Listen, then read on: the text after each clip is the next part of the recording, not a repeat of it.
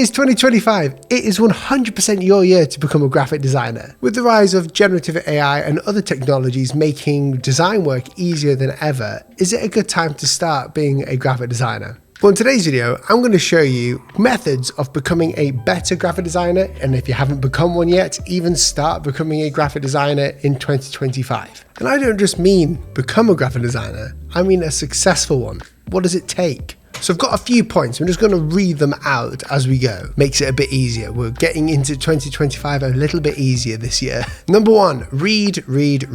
I have got countless books. This one's called Logoism. This is a great book for inspiration. If you want to ever look at cool logos and just feel inspired, this is the one for you.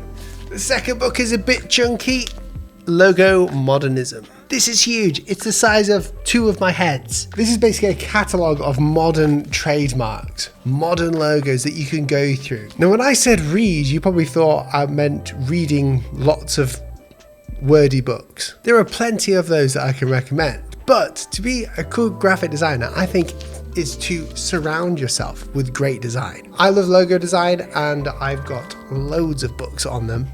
Let me just go get you another one. This one is from Made by James, The Honest Guide to Creativity and Logo Design. You should definitely check this out. Make a Living Designing Logos by Ian Paget is an amazing shout of a book. Very thick and full of information. Ian did an amazing job in writing all of this and self-publishing it. Well done, dude. And of course, Logos That Last. If you want to be a logo designer, these are the books that you want to be surrounded by. Now, if you want to be a graphic designer and you don't know where to start or what to do, then there's one book for you. Typographic Design, Formal Communication. It's thick. It can be quite expensive. However, it's got everything in there to get you to understand graphic design first of all, because graphic design is probably 95% typography.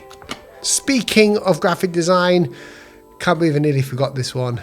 Grid systems. If you're new to design or if you don't know how to use a grid, then this book here is for you. I'll link all these books down below for you to check out. Reading is huge, whether that is full of text, full of theory, or just reading books of great work in it. Surround yourself in good work. The second thing you need to do to be a successful graphic designer this year, build a website. Your website is your key to getting your work out there, not just social media. Now, here's where people get confused. Obviously, I'm on social media. We get clients from social media. It's a great way of outreaching and sharing your work with other people. However, all my clients go to my website to see my actual work, my portfolio. This is my creative corner of the internet. The website platform I use to create my websites is Framer, and we are proud to be sponsored by them for this video. You might be wondering what Framer is. Well, if you're a graphic designer like myself, where you can do a lot of visual stuff, but you don't know how to basically code anything, but you know that you can create a cool looking website that is responsive, that is totally customizable, then Framer is literally the way to do it. Over the past few weeks, I've been learning how to use Framer. It's actually been a wild ride. I've loved every minute of it. Not only because it's easy to learn, because it's essentially like Figma, but it turns it into a website. Literally. If I go to this template here, which is a free template, by the way, if you just press play on that, that shows you the website. And this is all done within Framer. You can design it all within this simple web app and easily create a responsive design system for you or your clients. And recently I've been redesigning our website. It's going to take a bit of time to do, but the website is looking pretty good. Here's a little sneak peek as you go here. Honestly, for me and my team, it's amazing that we can actually design a website visually without having to do all of the development stuff. For any of you who are new to creating a website and you don't know how to use Framer, but you would like to learn, but you need a website straight away, then Framer have a marketplace where they have free and paid for templates that you can use and simply edit. So thank you, Framer, for sponsoring. Back to the video. Making a website that has a portfolio on it means that you share work you want to do. And that leads me on to my third point. Only share work this year that you want to continue doing more of. I'm often asked to look at many student design portfolios, or even you guys, you might ask me to look at a portfolio that you have and give you some tips. Well, the number one thing that I see in many portfolios is that there's work on their portfolio that they no longer want to do. They didn't enjoy the process, they didn't like it, but they feel like because it was actual client work, they need to put it on their portfolio. That is anything but the truth. If you put work on your portfolio that you're not happy with and that you didn't enjoy doing, then guess what's going to happen? You'll get more of that. More people will just ask you for that type of work. But if you share work that you want to do and work you would like to do more of, I know that you'll get more work that you enjoy because you're sharing that. What if you don't have any work to show? Simple. Create some work that you want to do. If you're new to this field and you're thinking, I have no experience in this, I don't know what to do. Well, number one, the best way of getting experience is just doing it. Learn by doing. Do what I did back in the day, which is back engineer what you did. Like for me, my story goes like this. When I started out, I didn't have any formal qualifications in graphic design. In fact, I still don't. I don't think you need them.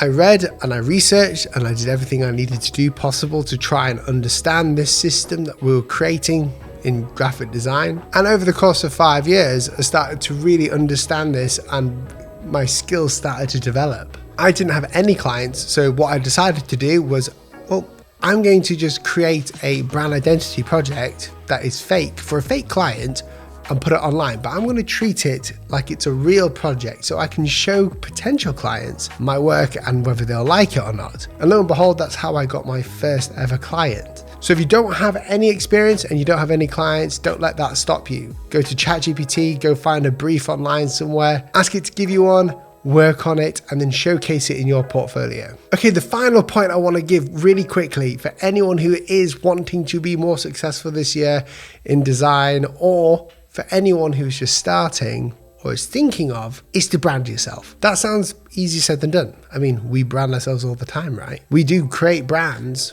so should be easy. Well, this is where a lot of designers get it wrong. If you want to be a freelancer and you want to stand out, you have to stand out. You have to be different. Branding yourself means segmenting yourself away from other designers, where people do one thing, you do another. Like for me, I'm on YouTube. I teach graphic design on YouTube. I also have a very woody style. I'm quite different. I'm very rustic. I do hand lettering, logo type work. Your personal brand is basically your story. It's the connection that you have with people who follow you. It's the connection you have with the clients. It's even the reason why they want to work with you. Without a brand, and I hate that word in this context because it kind of confuses things, but without your brand, your clients won't want to work with you because anyone can do what you're doing. Anyone. However, it's you that they want. So this year, you need to make yourself more available by sharing that you're available more, by getting in front of people more, whether that's social media, whether that is creating a new style that you want to show people, whether that's doing a website. Do something different to other people and you will stand out in this field. Obviously, your work is a huge part of this, so do get good at your work. Don't just go off and think you're the best and start doing work. But brand yourself as someone who wants to help a certain type of client. And last but not least, don't sleep on online courses. If you're like me and you never went to university, there's no problem there. You don't have to go to uni. There are a plethora of online courses on like Skillshare. We even have our own website called Design Academy where you can learn like logo type design. You can actually master that from my course. There's a free taster linked down below if you want to check that out. But there's so many courses out there to learn design and let it be fun. Go to these courses, invest time, invest money into buying courses that you think will help you. The best designers in the world will never tell you that they got there by not learning. They all got there by learning. They're in a continual state of play. And us in this sort of work that we do in brand identity and everything else, it is a continual state of play. If you enjoy this type of content, feel free to press that subscribe button. I post all things graphic design and creativity on this channel. Thank you for watching. Happy 2025, and I'll see you in the next video.